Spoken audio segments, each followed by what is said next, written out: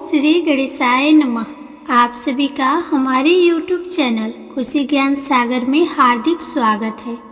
प्रिय श्रोतागण, आज बुधवार के दिन आइए सुने गणेश जी की पौराणिक कथाएं और साथ में सुनेंगे धन समृद्धि प्रदान करने वाली, बरकत देने वाली माता अन्नपूर्णा की कथा। तो इन कथाओं को श्रद्धा और भक्ति के साथ पूरा अवश्य सुनिएगा। प्रेम से बोलिए श्री गणेश भगवान की जय। बहुत समय पहले की बात है। एक गांव में एक भाई बहन रहते थे। भाई बहुत गरीब था, पर उसकी बहन पैसे वाली थी। जब बहन के ननद का विवाह था, तब बहन ने ना तो अपने भाई को विवाह में आने का निमंत्रण दिया और ना ही कोई चिट्ठी भेजी। भाई को बाहर वालों से पता चला कि उसके बहन के ननद का विवाह है। भाई ने अपने गांव वालों को बताया। तब गांव वालों ने अपने घर से चुनरी, बिछिया और साड़ी जैसा जिनसे बन पाया कन्या के लिए दिया। भाई सारा सामान लेकर बहन के गांव पहुंचा। बहन के घर जाने पर बहन की देवरानी बोली, भाभी जी, आपके भाई आए हैं। बहन ने पूछा, कैसे आए हैं और क्या पहना है? तब देवरानी ने कहा, पैदल आए हैं, फटी पगड़ी, फटी धोती पहने हैं। बहन बोली, मेरे ससुर हवेली के सामने दुकान में बैठे हैं, मुझे शर्म आती है। भाई को बोलो पीछे के दरवाजे से आए। भाई के आते ही बहन ने भाई को एक कमरे में बंद करके बाहर से ताला लगा दिया। एक तरफ लड़की का विवाह हो रहा था, गाजे बाजे बज रहे थे, अतिथियों को भोजन कराया जा रहा था और दूसरी तरफ भाई को कोई पानी तक पूछने वाला न था। तभी भाजे की बहू को दया आई और उसने दरवाज़ा खोल दिया। दरवाज़ा खोलते ही भाई वहाँ से भागा। 2 दिनों के भूखे प्यासे रहने के कारण उसे चक्कर आने लगे।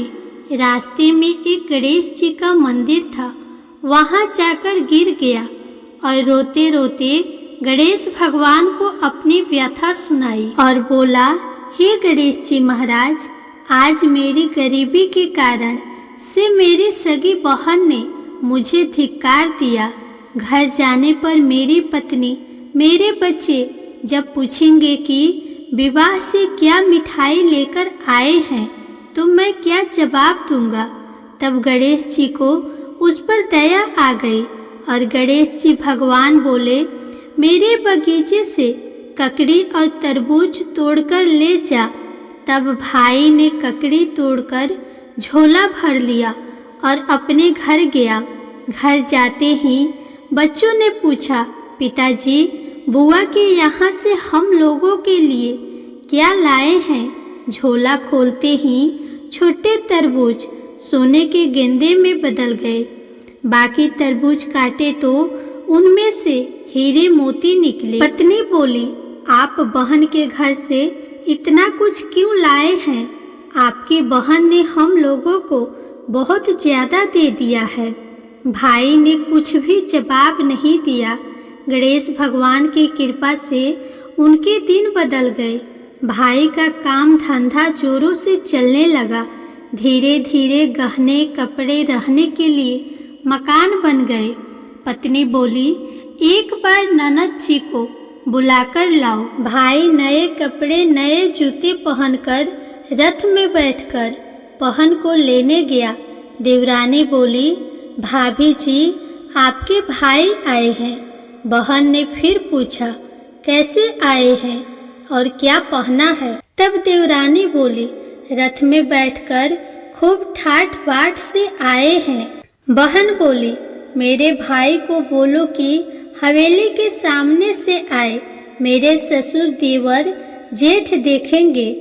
भाई का बहन ने खूब स्वागत किया। भाई बोला, बहन, मैं तुम्हें लेने आया हूँ। तब बहन ने कहा, मुझे भी बहुत दिन हो गए हैं, चलो मैं चलती हूँ।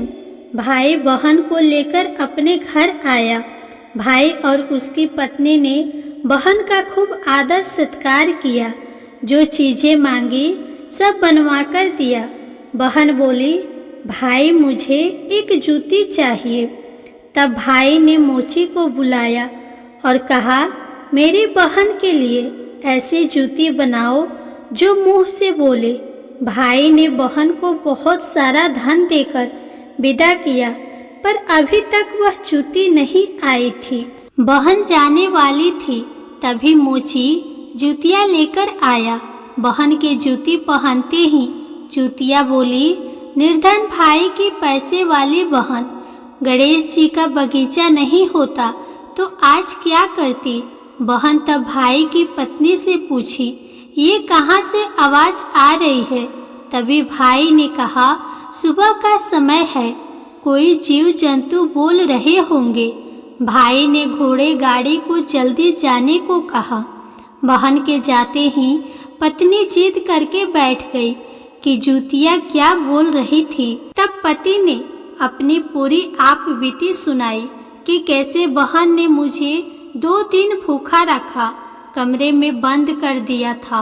भांजे की बहू ने दरवाज़ा खोला, तब मैं बाहर आया और गणेश जी के शरण में जा पहुंचा। गणेश जी की कृपा से हमारे दिन बदले हैं। उसने अपनी पत्नी को सारी बात बताई। तब पत्नी बोली, अगर मुझे मालूम होता तो मैं आपकी बहन को कुछ नहीं देती। मेरा दिया हुआ सब कुछ वापस लेकर आओ। तब पति बोला, गणेश भगवान ने हमें सब दिया है। अगर वह मुझे भूखा प्यासा कमरे में बंद नहीं करते तो मैं गणेश भगवान के मंदिर में क्यों जाता। क्या मैं गणेश जी को अपना दुखड़ा सुनाता। तुम अपना मन मैला मत करो। अपने पर तो गणेश जी की कृपा है और किस चीज़ की कमी है।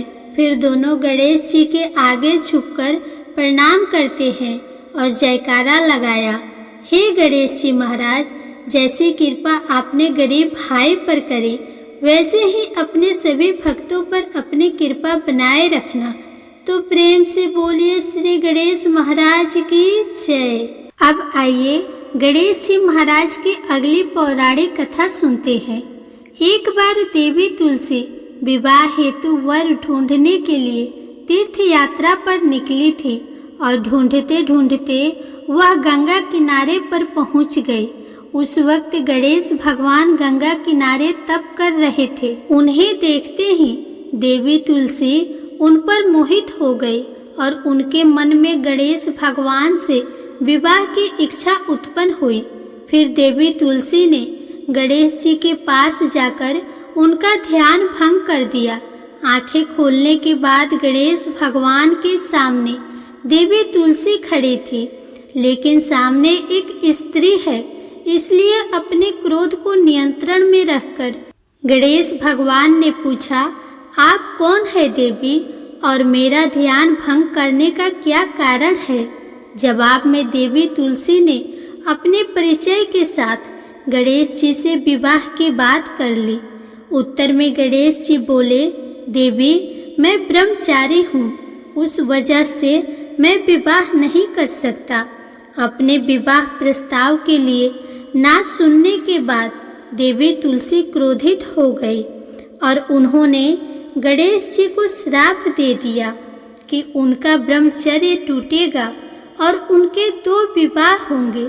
इस बात पर गणेश भगवान भयंकर क्रोधित हो उठे, क्योंकि एक तो वह स्त्री है,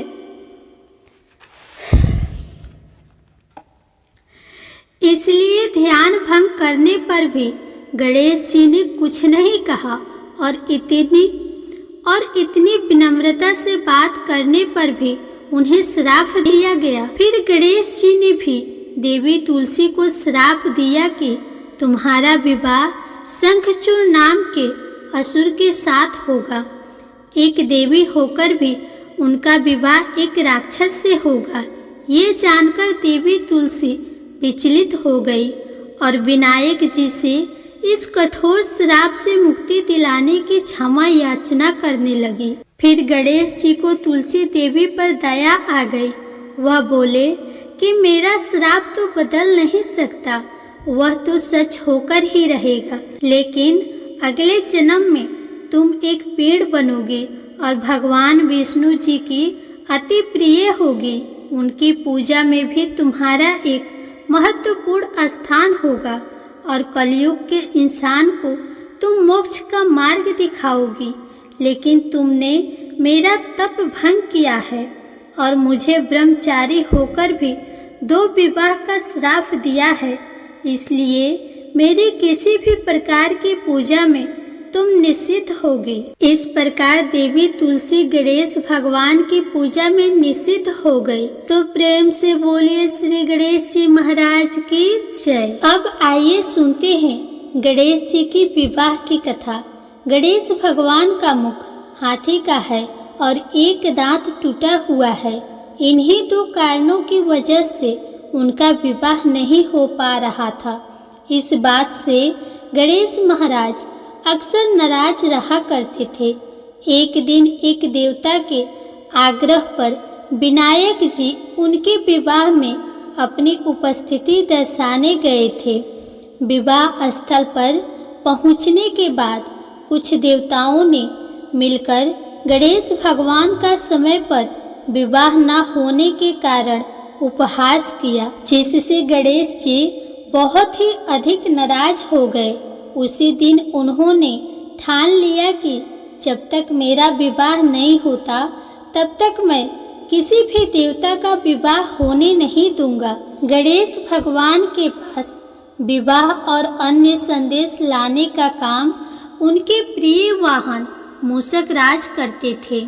अब मूषक राज जब भी किसी देवता के विवाह का समाचार लाते तब गणेश जी उसे आदेश देते और मूषक राज अपनी सेना के साथ जाकर उस विवाह के मंडप को गिराकर तहस नहस करते एवं बारातियों को भी भगा देते।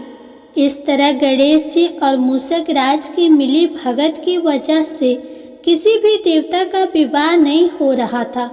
गणपति जी के व्यवहार से तंग आकर सभी देवी देवता भगवान शिव और माता पार्वती जी के पास पहुंच गए और इस विराट समस्या का समाधान मांगने लगे।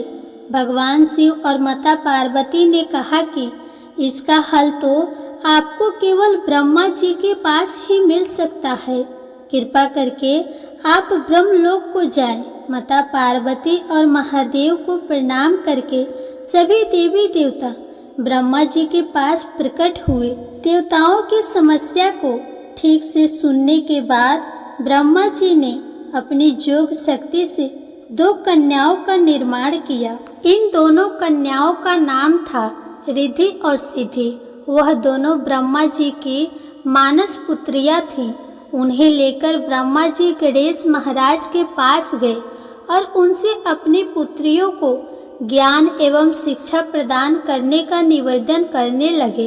ब्रह्मा जी का मान रखने के लिए एकदंत भगवान ने रिद्धि और सिद्धि को शिक्षा देना आरंभ किया। फिर उस दिन के बाद से जब भी मूषक राज किसी विवाह की खबर लेकर आते, उस वक्त रिद्धि और सिद्धि गणेश जी को अपनी बातों में उलझा कर रखती थी। इस तरह गणेश जी का ध्यान किसी और विषय पर रहता और दूसरी तरफ देवताओं का विवाह संपन्न हो जाता।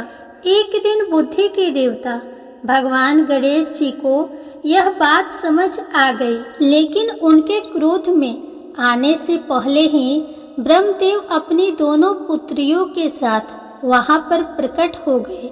रिद्धि और सिद्धि को सामने देखते ही गणेश जी का क्रोध बढ़ने लगा, किंतु विनायक जी के मुख से कोई भी शब्द निकलने से पहले ही भगवान ब्रह्मदेव ने कहा, आपने स्वयं ही मेरी पुत्रियों को शिक्षा दी है और अब मुझे इन दोनों के विवाह योग्य कोई वर नहीं मिल रहा। मेरी आपसे विनती है कि आप ही रिद्धि और सिद्धि से विवाह करके मुझे धन्य कीजिए। परम पिता ब्रह्मा देव जी की शांत वाणी को सुनकर गणेश का क्रोध शांत हो गया और वे उस विवाह प्रस्ताव के लिए हंसी खुशी राजी हो गए।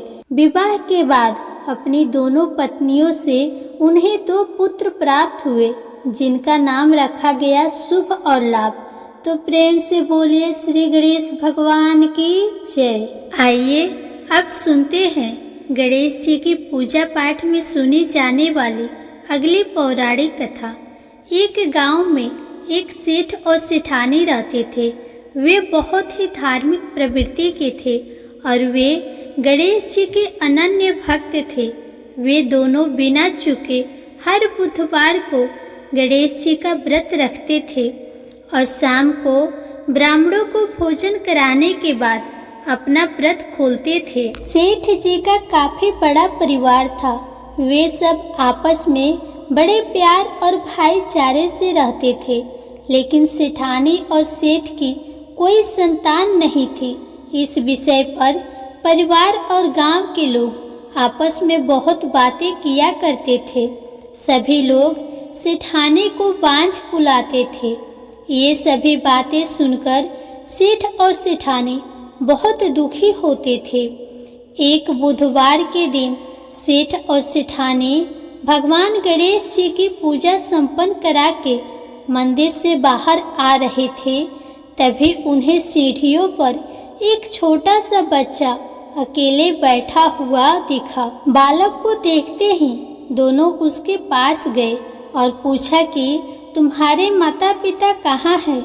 लेकिन बच्चे ने अभी तक बोलना नहीं सीखा था, इसीलिए वह बोल ही नहीं पाया। पर दोनों सेठ और सेठानी बच्चे के पास शाम तक बैठे रहे। तब तक पंडित जी और सेठ जी और उनके नौकरों ने आसपास जाकर बच्चे के माता पिता को खोजने की कोशिश की, लेकिन उन्हें बच्चे के माता पिता या बच्चे खोने की कोई खबर ही ना मिली। फिर पंडित जी ने सेठ और सेठानी को वह बच्चा अपने घर ले जाने के लिए कह दिया।